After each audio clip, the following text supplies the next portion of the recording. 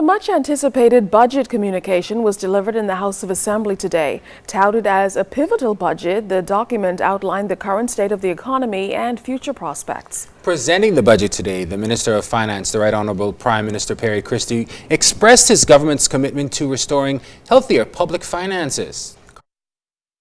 In the face of a high deficit, which now stands at $520 million, where almost $1 in $4 collected in revenue goes to paying debt, Minister of Finance, Prime Minister the Right Honorable Christie, says the government will not retreat from its fiscal responsibility in its efforts to turn the economy around.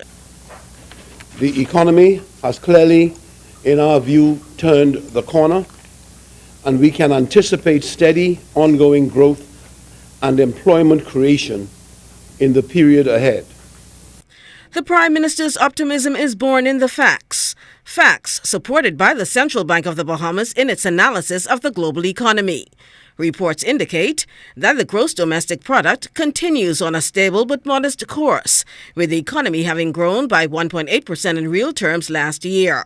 In addition to the National Retail Price Index rising by 2.4% in October, unemployment, he highlights, also fell off from 16% to 14%. While the tourism and construction sectors continue to steer the economy, Prime Minister Christie pledged his government's commitment to continuing on this course. In this way, we are positioning my government to have the resources with which to implement over the full course of our mandate initiatives that will strengthen law and order, promote stronger growth and job creation, and solidify our firm commitment to maintaining and reforming our social safety net for the effective delivery of relief to the disadvantaged and to the needy in our midst. The near-term implementation of the vital portions of our agenda, such as job creation, attacking crime, and strengthening the social safety net, will come about through a reprioritization of how public sector resources are spent, while we maintain a strong focus on medium-term fiscal consolidation. Prime Minister Christie announced several budget allocations. In tackling crime, $2 million will be provided to the police force for new vehicles, complemented with another $8 million for added manpower. The Defense Force will get $5 million to improve their goal of protecting our borders. I'm Carla Palmer for ZNS Network News. Revenue collection, the modernization of laws, housing, health, and national training headline the Prime Minister's budget presentation today.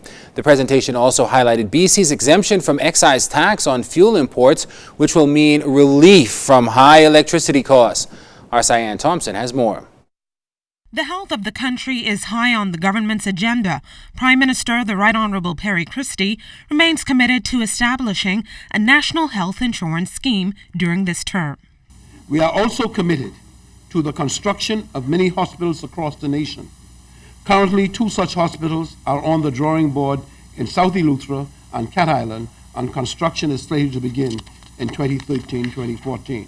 The Christie administration plans to move ahead with the construction of new homes in this fiscal year. Additionally, he said some $10 million will be allocated for an urban renewal small home repair program. Meantime, a new agricultural and marine resources school under the umbrella of the College of the Bahamas will be established. Potential initiatives from the school will put a dent of 15% on food imports. In partnership with tourism, $1 million will be spent on a major week-long national cultural festival to begin in 2015. This government will invest just over $4 million next year to establish the new School of Agriculture and Marine Sciences in North Angeles. To be built on the site of the old agricultural research facility, the institute will include a tutorial commercial farm and is projected to be fully self-sustaining within 5 years. The new National Training Agency will come into full operation. Its purpose is to equip Bahamians with practical skills to meet current and future demands of the workplace. A new project is also set for local institutions. We are allocating $1 million toward the installation of greenhouses for gardening purposes at the prison, schools, and special education facilities, the William A. Pratt and Simpson Penn Centers, seniors, and their children's homes throughout our country, as well as in urban renewal communities as a means of providing employment and a source of marketable produce. The budget debate begins Wednesday, June 5th. Government ministers are scheduled to outline budget allocations for their ministries and projects currently underway. For the ZNS Network News, I'm Cyan Thompson.